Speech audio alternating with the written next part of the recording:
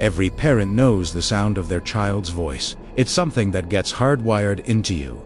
A frequency only you can feel. You could be in a crowded stadium and still pick out that one voice. Your child's voice. But what do you do when that voice starts coming from the dark corners of your basement? My name is Daniel Mercer. My daughter, Lily, is 6 years old. The footage I'm about to describe, I captured on a Thursday night in October, and I want you to understand, I'm not here to go viral. I'm here because what happened in my house needs to be documented. Because if it happened to me, it can happen to you. It started the way most nightmares do. Quietly, we'd just moved into a new house, 2 stories, with a finished basement that the realtor called a bonus entertainment space.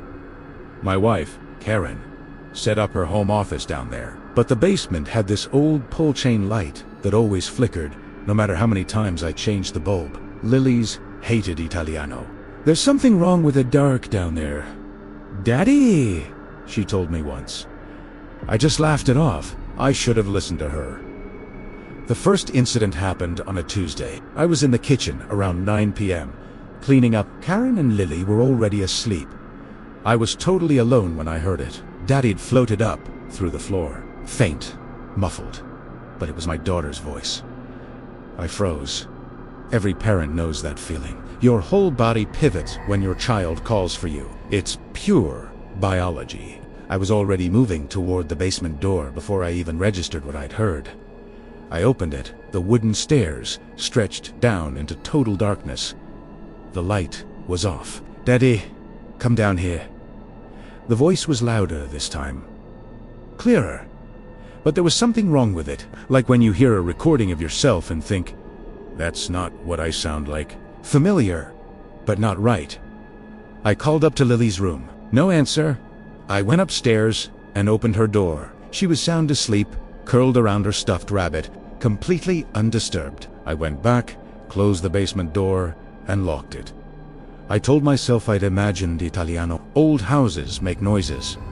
The second incident was 4 days later. This time, I had the baby monitor on. I'd quietly dug it out of storage and put the receiver on my nightstand. At 2:17 a.m., the monitor crackled to life.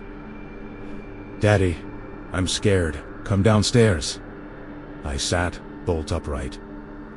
Karen didn't stir. The voice was coming from the monitor's receiver, but the transmitter was in Lily's room, which meant whatever was speaking was in Lily's room. I grabbed my phone, switched on the flashlight, and ran down the hall. I pushed open her door. She was asleep. The room was silent. But the monitor in my hand was still crackling. Now it was just a faint sound. Not words. More like breathing. Long, slow, deliberate breaths with a mechanical quality to them. Like a machine simulating what breathing is supposed to sound like. I checked every corner of her room. Under the bed, into closet, nothing. I unplugged the baby monitor and threw it in the trash. I set up cameras the next day. 4 of them, 1 at each corner of the main floor, 1 at Lily's door, and 1 pointed down the basement stairs. I synced them to an app on my phone, Mosho activated. Night vision. I didn't tell Karen. I didn't want to scare her until I had proof. I got proof on day 3, Thursday, October 14th, 1:52 a.m. My phone buzzed. Motion detected basement camera.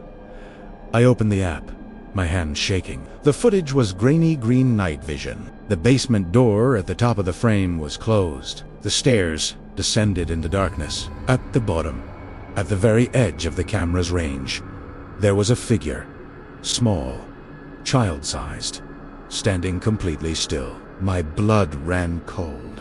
I told myself it was Lily, that she'd sleepwalked, that she'd gotten through the locked basement door and was standing at the bottom of the stairs. And then the figure turned its head. It turned its head toward the camera, toward me, and even in the grainy footage, I could see the proportions were wrong. The head was too large, the neck too long, the arms hung at angles that weren't quite human. And then it spoke. Daddy! The audio came through my phone, tinny and distorted, but it was her voice. Perfect in every way. The specific way she says. Daddy, when she's scared. Daddy, I'm scared. Come downstairs. The figure didn't move. It just stood there, head tilted at the camera, waiting. I did not go downstairs. Every nerve in my body was screaming. I sat in bed, watching the live feed, heart hammering in my ears. The figure stood there for 4 minutes and 31 seconds. Then the light at the bottom of the stairs, the one that always flickered, turned on by itself, and in the full light, I could see it clearly. It was not my daughter. It was humanoid, the size of us, but its skin was the gray-white of old electronics. Its face was smooth, like an unfinished sculpture, 2 dark hollows where eyes should have been, a slight indent for a mouth, and it was wearing Lily's pajamas. The pink ones, with the little stars. I immediately checked the other cameras. Lily's room camerashi was in bed, asleep, wearing her blue pajamas. The pink ones were in the laundry hamper. Something had gone into that hamper and retrieved her clothes. This thing had entered my home. It had studied my daughter, learned her voice, her mannerisms, her specific way of calling for me in the dark, and it was using all of it to try and draw me down into that basement. The footage shows it standing there. Then the light turns on. It looks at the camera, and then this is the part that keeps me awake. It smiles, not with a mouth, but the lower half of its face shifts, reconfigures, and pulls upward into a perfect replica of my daughter's smile. Then it walks backward into the darkness, and the light goes out. I called the police at 3 a.m. I know how it sounds. I showed them the footage. They walked through the house, found nothing in the basement except an open window I know I had locked. They wrote it up as a possible intruder. We were out of that house by noon the next day. Karen didn't fight me. I think some deep, maternal part of her already knew something was wrong.